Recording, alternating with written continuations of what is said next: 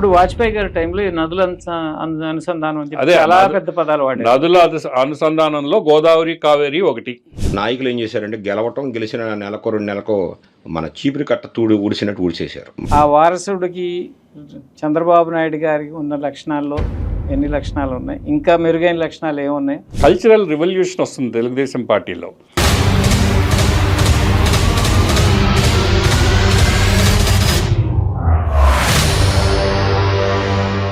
నమస్తే డోలేంద్ర ప్రసాద్ గారు. Federal trust అనేది క్రియేట్ చేస్తే రాజకీయంగా వాళ్ళకి ఏమైనా ఇబ్బందులు వస్తాయా?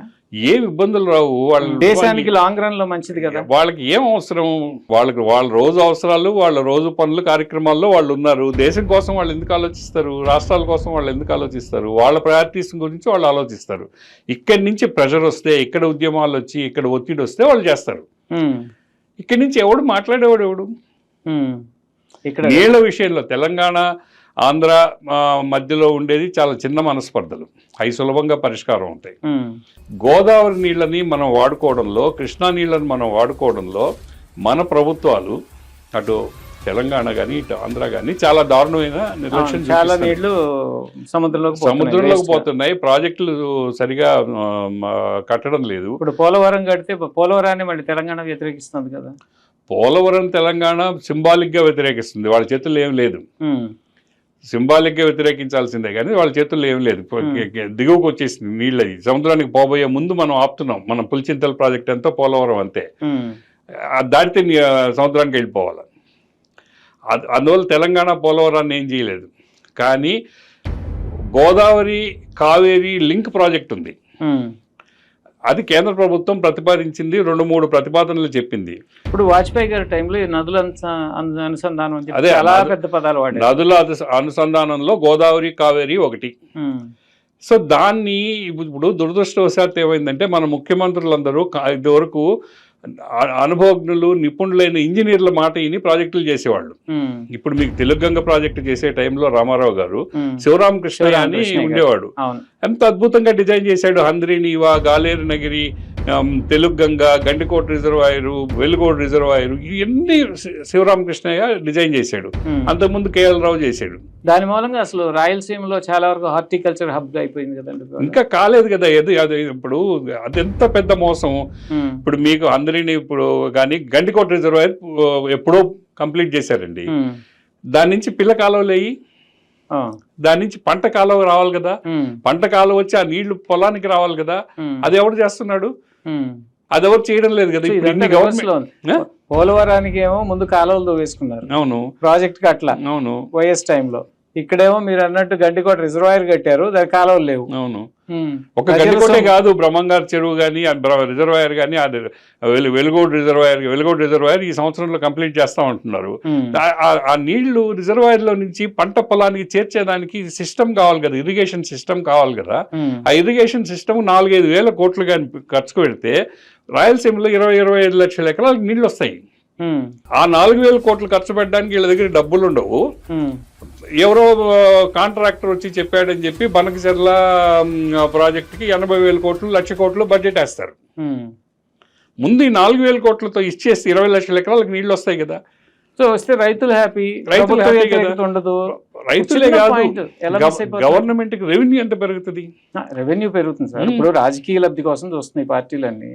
అటువంటి సిచ్యువేషన్ లో ఈ 25 లక్షల ఎకరాల మీద ఆధారపడిన వాళ్ళు సుమారు 10-15 లక్షల మంది రైతులు. నీటిపారుదల రంగం మొత్తాన్ని ఈ రోజు ఇంజనీర్లు పర్యవేక్షించడంలా, నిపుణులు చేయడంలా ఓన్లీ పెద్ద కాంట్రాక్టర్లు 4-5 కలిసి వాళ్ళు నియంత్రిస్తున్నారు.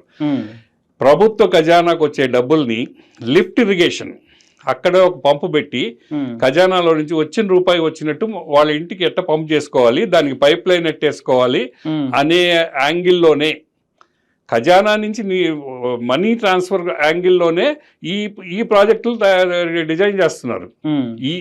వీళ్ళు డిజైన్ చేసే ప్రాజెక్టులు ఎప్పటికీ నీళ్లు రావు, ఎప్పటికీ ఏం కావు, కానీ 1,00,000 కోట్లు వెళ్ళిపోతాయి. ఇప్పుడు కాళేశ్వరం ఏమైందో చూసాంగా.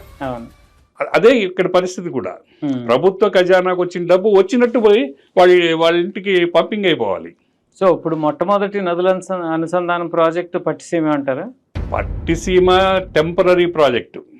దాంట్లో చాలా అవినీతి ఉంది. అది అవినీతి ఉన్నా కూడా తప్పులే.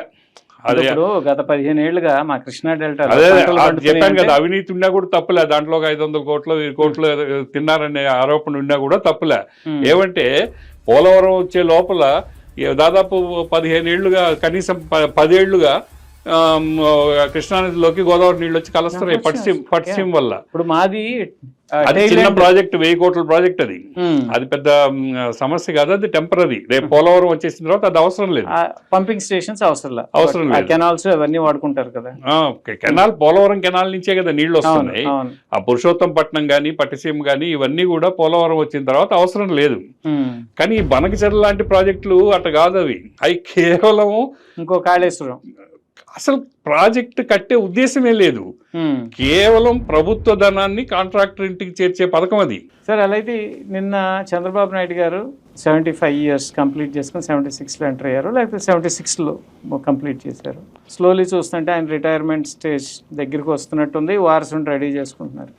సో ఆయన నెక్స్ట్ ఎపిసోడ్లో నేను అనుకునేది ఏంటంటే ఒక డిస్కషన్, చంద్రబాబు నాయుడు గారు ఒక రకంగా చాలా ఎఫిషియెంట్గా ఆయన ప్రస్తావన యాజ్ ముఖ్యమంత్రి ఈ 4th term తర్వాత వారసుడిని ఎప్పుడు ప్రవేశపెడతారు, ఆ వారసుడికి చంద్రబాబు నాయుడు గారికి ఉన్న లక్షణాల్లో ఎన్ని లక్షణాలు ఉన్నాయి, ఇంకా మెరుగైన లక్షణాలు ఏమున్నాయి, నెక్స్ట్ ఎపిసోడ్లో డిస్కస్ చేద్దాం అనుకుంటున్నాం. తప్పకుండా. ఇప్పుడు చంద్రబాబు గారి వయసు వచ్చిన తర్వాత అది ఏ మనిషికైనా కానీ, చంద్రబాబు గారు కాదు ఏ మనిషి అయినా కూడా తమ నెక్స్ట్ ఏంటి అనేది ఆలోచించాలి. ఒక పరంపరగా ఇది నడవాలి, ఒక పార్టీ నడవాలి అనుకుంటున్నప్పుడు దానికి ఒక వారసత్వం ఏంటి అని, వారసుడు కాదు వారసత్వం ఏంటంటే తెలుగుదేశం పార్టీ అనేది ఒక వ్యక్తిది కాదు. చంద్రబాబు గారు చాలా గొప్ప వ్యక్తి, ఆయన జన్మ సార్థకం. తెలుగుదేశం పార్టీని ఇంతకాలం అద్భుతంగా నడిపాడు, రాష్ట్రాన్ని సరైన దిక్కులో నడిపాడు. కానీ తెలుగుదేశం పార్టీ ఆయన సొంతం కాదు.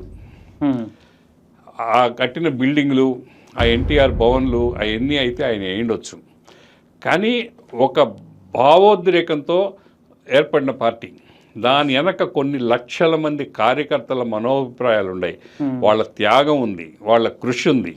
తెలుగుదేశం పార్టీ అనేది ఒక ఉద్యోగపూరితమైన భావం అది. సో అందువల్ల ఏంటంటే ఆయన చంద్రబాబు గారు ఆలోచించాల్సింది, ఇన్ని లక్షల మంది జీవితాల మీద ప్రభావితం చేసే వారసత్వ నిర్ణయాన్ని నేను ఈ రాష్ట్రం కోసం ఎంత గట్టిగా ఆలోచించానో, ఎంత సునిశ్చితంగా ఆలోచించానో, నా వారసత్వం మీద కూడా అంతే సునిశ్చితంగా ఆలోచించాలనే జ్ఞానోదయం ఆయనలో కలగాల. ఈ మధ్య అండి మేము ఒక సోషల్ మీడియాలో అనలిటిక్స్ చేస్తూ చూస్తుంటే ఈ కార్యకర్తల కన్నీటి గాథలు చాలా వినిపిస్తున్నాయి. మేము మన ఛానల్లో కూడా పబ్లిష్ చేసాం, 3rd episode ఇవాళ రేపు వస్తుంది. నాయకులు ఏం చేశారంటే గెలిచిన నెలకు 2 నెలలకు మన చీపురు కట్ట ఊడిసినట్టు ఊడిచేశారు. మళ్ళీ పంచాయతీలు వస్తున్నాయి. వీళ్ళు ఏం చేస్తున్నారంటే మాకు విచిత్రమైన పరిస్థితి ఏంటంటే, మా మోపిదేవి మండలంలో విచిత్రమైన పరిస్థితి ఏంటంటే, తెలుగుదేశం పార్టీకి శ్రమించిన కార్యకర్తల్ని రోడ్డు అమ్మటే కనపడినా కూడా పలకరిస్తే మళ్ళీ ఏం అడుగుతారో అనే ఒక అలంకతో వాళ్ళు పలకరించడం మానేస్తున్నారు. అయ్యా చంద్రబాబు గారు, రాత్రింపవళ్ళు కష్టపడిన కార్యకర్తలు ఇంటికే పరిమితమయ్యారండి. దోపిడీదారులు రాజ్యం వెళ్తున్నారు, పట్టించుకోవలసిన నాథులు నిద్రపోతున్నారు. పార్టీ కోసం అహర్నిశలు శ్రమించిన కార్యకర్తలు తమ ఆవేదనను వ్యక్తం చేస్తున్నారు. పార్టీ అధికారంలో లేనప్పుడు కమ్మవారు కావాలి, పార్టీ విన్నాయాక కమ్మవారిని దూరంగా పెడతారు. కార్యకర్తల్ని ఇబ్బంది పెట్టే నాయకులు నాకు అవసరం లేదని నారా చంద్రబాబు నాయుడు గారు 44వ ఆవిర్భావ సభలో చెబుతున్నారు. అసలు ఇలా కార్యకర్తని పట్టించుకునే నాదుడు ఎవడన్నారండి? మీరు పదవిలో ఉన్నా కూడా ఆ సైకోల్దే రాజ్యం నడుస్తుంది. మీరేదో ఆ సైకోలను లోపలేస్తారని ఆశ పెట్టుకున్న కార్యకర్తలను ఆ సైకోలకే అప్పగించి తమాషా చూస్తున్నారు. చాలా బాధాకరంగా ఉన్నాయి కొంతమంది కార్యకర్తల మనోవేదన చూస్తుంటే. వీటిని అన్నిటిని అడ్రస్ చేసి వీటన్నిటికీ ఒక పరిష్కారం చూపించి తన వారసత్వాన్ని ముందుకు తీసుకొస్తారని. ఇది ఎందుకు వస్తుందంటే సంస్కృతి మారిపోతుంది, కల్చరల్ రివల్యూషన్ వస్తుంది తెలుగుదేశం పార్టీలో. ఎన్టీ రామారావు గారు ప్రారంభించిన కల్చర్ని చంద్రబాబు గారు పెద్దగా మార్పులు లేకుండా ఈ 45 ఏళ్ళు నడిపాడు. కార్యకర్తలకి ప్రథమ పీటేశాడు, విశ్వాసం విధేయత వీటికి విలువ ఇచ్చాడు. కానీ ఇప్పుడు ఈ మారుతూ ఉండే ఈ సంధి యుగంలో ఆ విశ్వాసానికి విలువ లేకుండా పోయింది. ఈ పాయింట్స్ మీద నెక్స్ట్ ఎపిసోడ్లో మనం డిస్కస్ చేద్దాం. తప్పకుండా. నమస్కారం. Thank you very much.